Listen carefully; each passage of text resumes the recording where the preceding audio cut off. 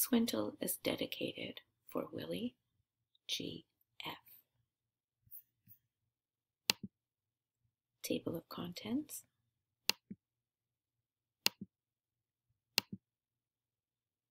You have been chosen for your special skills to do something that urgently needs to be done.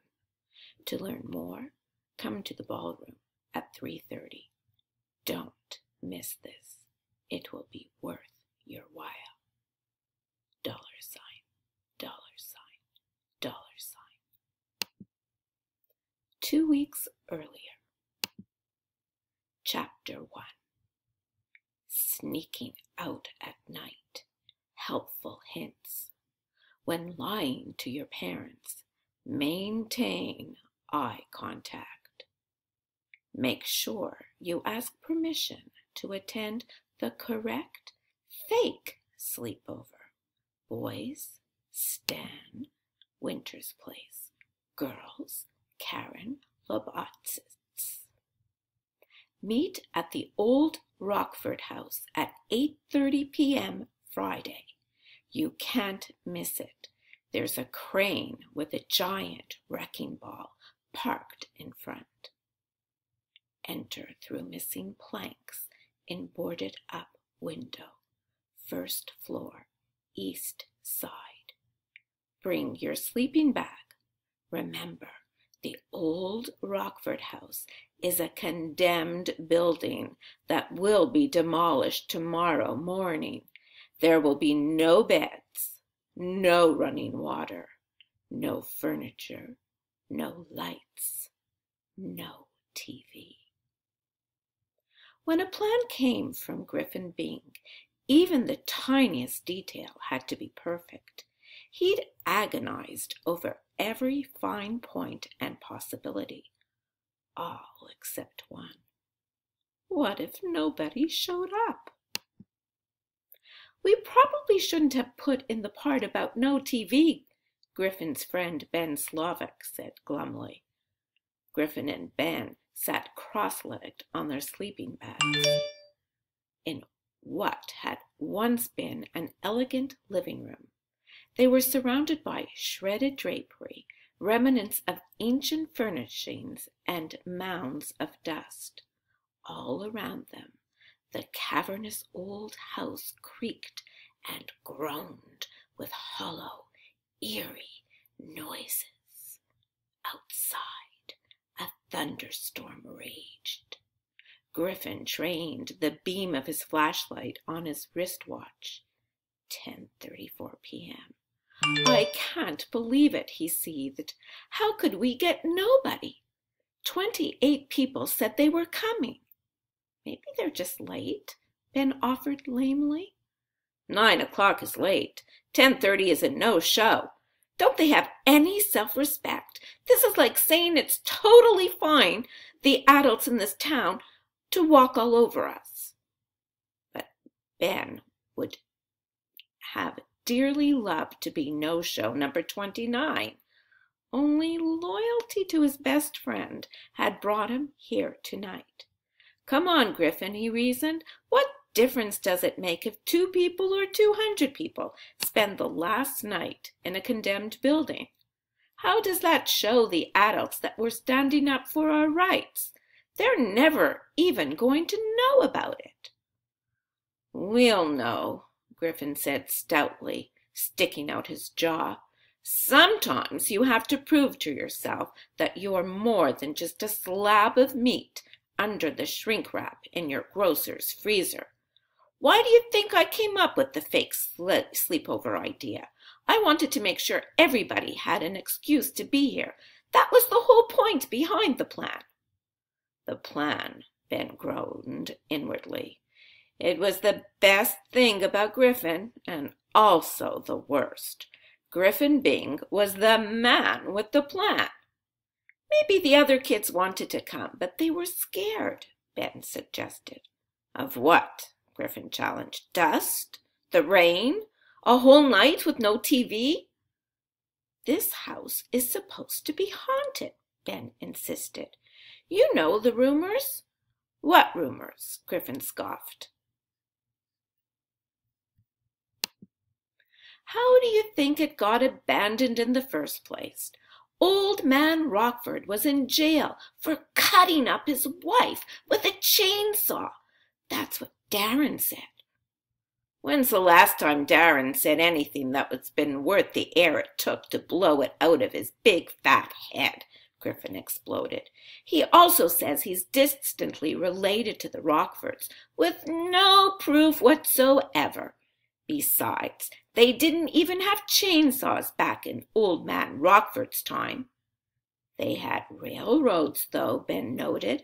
According to Marcus, the real murder weapon was a railway spike pounded into her skull. Griffin wasn't buying it. He's just pulling your chain. You know how he loves messing with people. But Pitch doesn't. And you know what she heard? The house is haunted by the spirit of a dog that the old man brought home from Europe after World War I. Or maybe it wasn't a dog.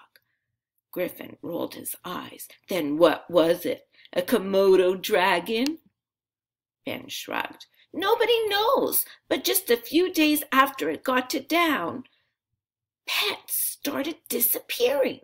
At first it was just little kittens and puppies, but pretty soon full-grown St. Bernards were vanishing into thin air. And there were bones buried all around the house. Only Rockford wasn't feeding his dog any bones. A flash of lightning cast strange angular shadows through the boarded-up windows.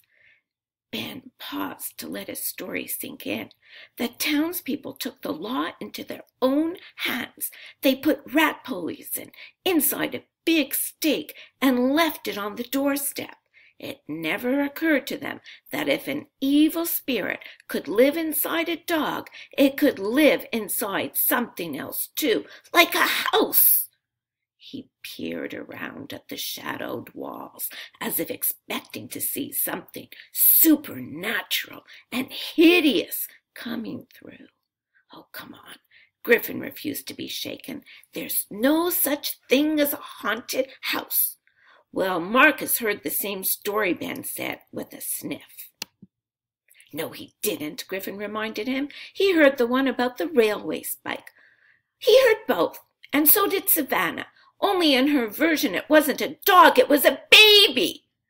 Why would the townspeople poison a baby? They didn't. It got carried off by a chicken hawk. But the baby's ghost put a curse on the house to take back all the years it never got to live. There was this school teacher, the first non-Rockford ever to live here. No one saw her again after the day she moved in. Or maybe they did. People talked about an old woman peering out an attic window. But here's one thing. That school teacher was only 23. A gust of wind blew through the eaves, and an unearthly moaning sound echoed around them. Ben's head retreated, turtle-like, into his collar, and even Griffin paled a little. No offense, Ben, but shut up. You're starting to creep me out. Griffin panned the crumbling walls with his flashlight.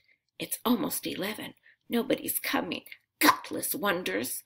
It's the railway spike, said Ben nervously. That's got to be a splitting headache. Literally.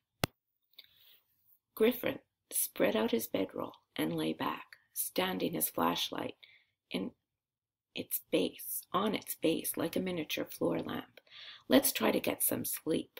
The sooner the sun rises, the sooner we can get out of this rat trap.